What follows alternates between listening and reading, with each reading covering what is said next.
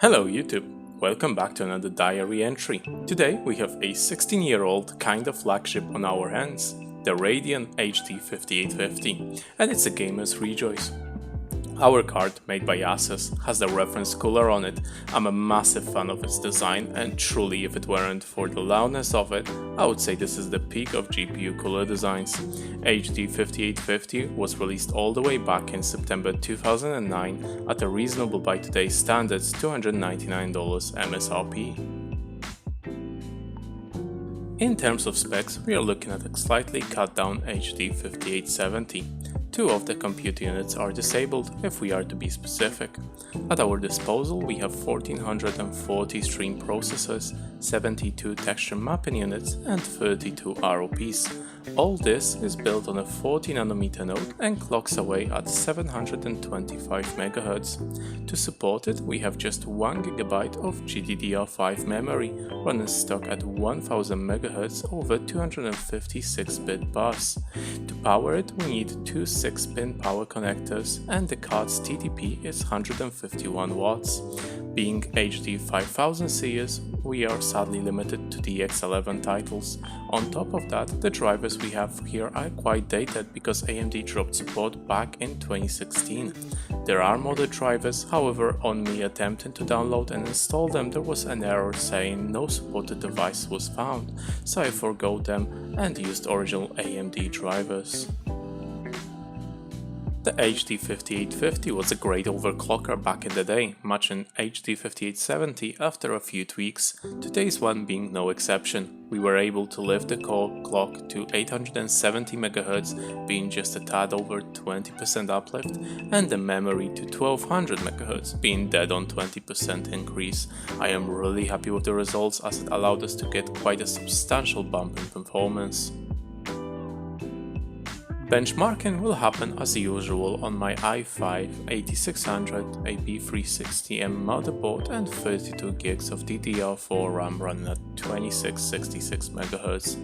We will be dropping Assetto Corsa from the benchmarks, and while I look for a replacement racing game for it, you can drop suggestions down below in the comments section.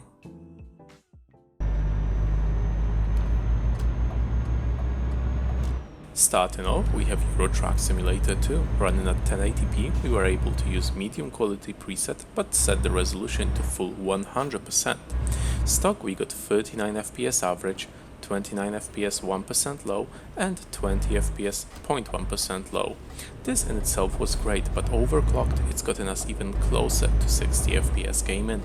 We averaged 50 FPS and scored 37 FPS 1% low and 23 FPS for 0.1% low respectively.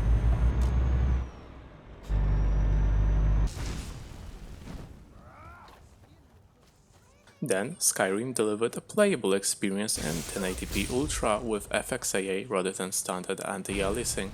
We got almost 60 FPS average due to game's lock, 24 FPS 1% low and 8 FPS for 0.1% low.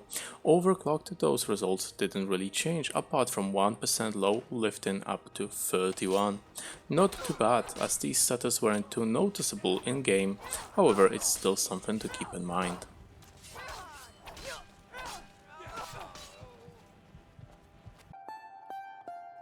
Moving on, we have Civilization 6. In 1080p minimum preset, we achieved a respectable 51 FPS average and 39 FPS 1% low.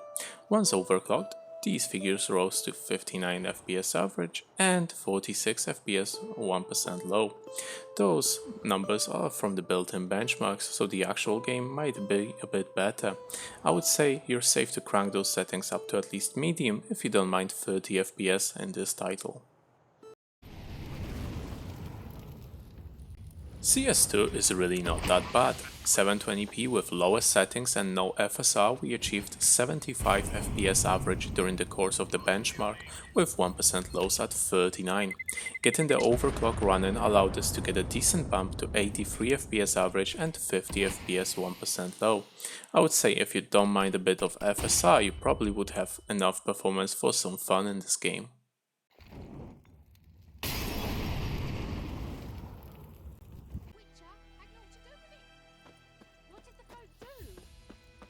Witcher 3 was a pleasant surprise. We finally were able to use HD resolution, being 720p, but still. Using low preset, we achieved 40 FPS average at stock, with our lows being 19 and 11 for 1% and 0.1% respectively. Overclocking got us yet another great uplift to 50 FPS average and 23 and 12 for our lows. This was definitely playable and a great time with the game, to be fair. I remember playing through Witcher 3 back in 2018 when I got my first PC, exactly like this, but rather with HD5830, which was a bit slower.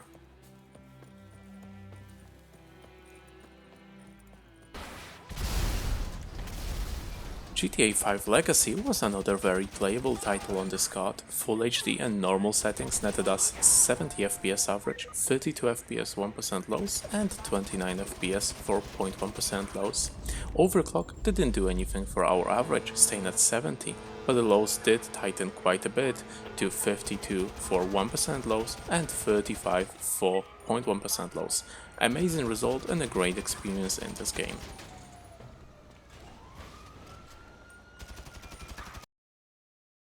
Fortnite has refused to run. For whatever reason, it just said that there isn't a DX11 capable GPU in the system and wouldn't launch. I attempted all fixes found online and still nothing, despite DXDR clearly stating support for DX11 on this card.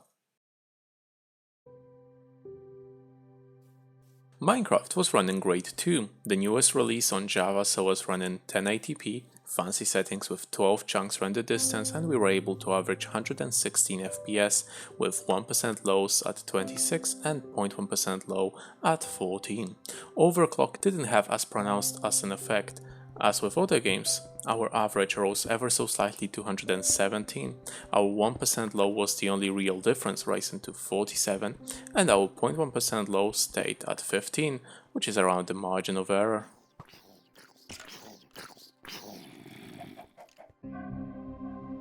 As for synthetic benchmarks, we have Heaven scoring 729 points stock and 861 points overclocked.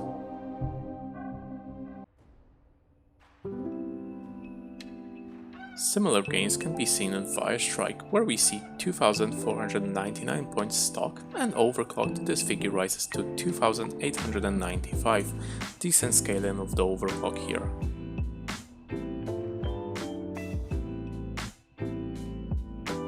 Daily use was also not a problem for this card. General web browsing as well as 4K playback via YouTube was okay with minimal dropped frames. Definitely it's something that you can still use as a display adapter. So, how is it the card? Well, this is a certified classic. If you're thinking of building a retro PC or possibly even starting a collection and you can't get the HD5870, be it availability or pricing concerns, the 5850 is fantastic on its own. They are also very cheap on most auction sites, so scoring yourself a deal won't be too hard. CX, for example, has them for 10 quid, which with their 5-year warranty is a great option. To sum it all up, HD5850 is on its last legs in 2025 when it comes to being the main GPU. It can do some of the more popular games, but lack of VRAM and DX12 really hinders its ability to play any of the newer titles. But come on, that's about as much as you can expect from a 16-year-old GPU, so give it some slack. That was all I had prepared for us today. Have a good one and goodbye.